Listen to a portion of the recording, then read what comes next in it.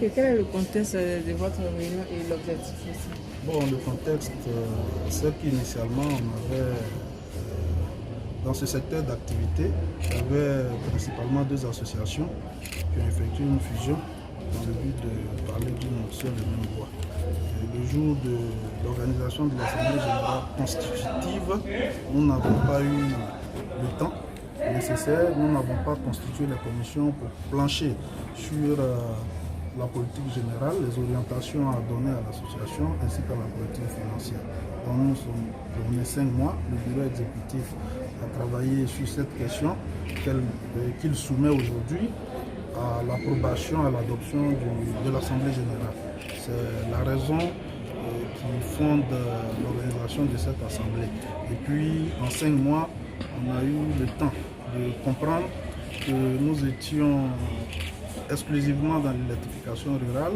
Nous sommes à l'ère de la transition énergétique, il faut effectuer des mutations. Et donc nous avons ajouté 2 volets à nos activités, notamment pour, au-delà de l'électricité, travailler aussi dans l'efficacité énergétique et les énergies renouvelables. Donc tout cela relève d'actions qui ne peuvent être résolues qu'à partir d'une assemblée générale extraordinaire. Ok, à quoi devons-nous attendre à la fin de votre... Mais à la fin, c'est déjà d'harmoniser nos textes, de pouvoir adopter notre nouvelle vision. Mais derrière, vous avez vu les thèmes de l'ordre du jour. Le 3e point comporte un élément assez essentiel, c'est-à-dire la structuration des PME, qui est même l'essence de la vie de nos PME. Au-delà de la structuration, nous allons évoquer aussi la question du développement des marchés et notamment la création d'emplois pour les jeunes, les emplois directs et indirects que nos activités peuvent générer. C'est un appui que nous voulons apporter à l'État dans le cadre de la lutte contre le chômage des jeunes. On peut avoir le nombre de PME qui ont adhéré à la création, nous étions 46 PME. Aujourd'hui, c'était il y a 5 mois. Mais initialement, les 2 fêtières qui ont fait la fusion revendiquent autour de 120 PME. Il y a 40 tuts qui étaient à l'organisation de l'Assemblée générale constitutive. Et voilà, maintenant les adhésions se font. Et donc, vous avez un peu plus d'une vingtaine de PME ici présentes aujourd'hui. Et les adhésions, les PME se manifestent de plus en plus pour adhérer à notre organisation qui a une grande ambition d'industrialisation, parce que nous avons déjà un membre à notre sein qui, à lui seul, fabrique près de 40% des équipements qui rentrent en ligne de compte dans l'installation des réseaux de moyenne tension. Donc nous avons cette ambition d'industrialisation. Nous avons des PME membres qui sont fabricants de poteaux béton armés et nous avons certaines qui disposent de comptoirs de distribution d'équipements énergétiques. Quelle est la vision derrière tout ceci? Mais la vision, c'est la structuration. Vous avez vu le thème.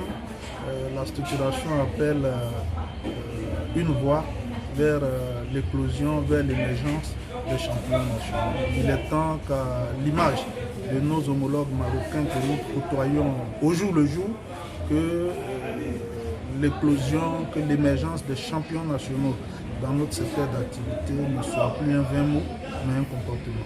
Et quand vous parlez de 2 associations, 2 fêtières qui ont fusionné, c'est quoi les 2 fêtières et quelle est l'association aujourd'hui qui parle du nom de tous ces acteurs? Les 2 fêtières, la première c'était l'Union patronale des entreprises de l'électricité de Côte d'Ivoire, qui est la plus ancienne dans son acronyme UPC. La deuxième association, c'est l'association patronale des entreprises du secteur de l'électricité, APCLC.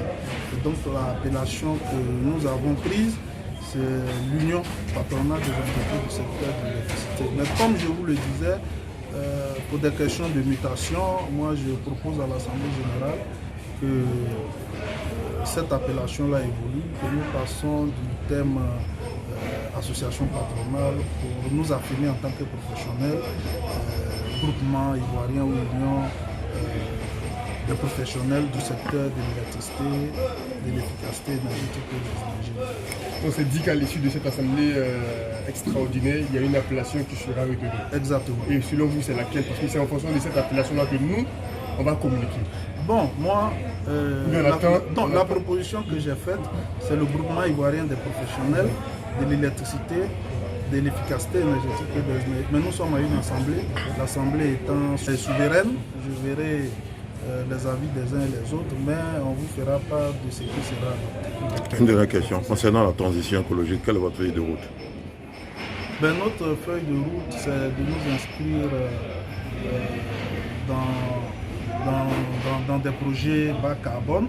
Nous sommes du secteur de l'électricité, donc dans ce volet, c'est la transition énergétique qui nous intéresse. Il veut dire de passer, c'est le passage d'une population comme la nôtre, celle de Côte d'Ivoire, qui est fondée sur une consommation abondante d'énergie de sources fossiles, parce que dans le mix énergétique, le source de production est à plus de 70% constitué du thermique.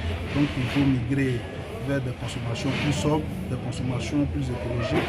Ça revient à dire qu'il faut faire des économies d'énergie, il faut optimiser les systèmes de production et il faut être tourné de plus en plus vers l'utilisation des énergies renouvelables. Vous avez été élu pour combien d'années? Est-ce que le mandat est renouvelable? Oui, pour 3 ans, et selon nos tests, c'est renouvelable une seule fois.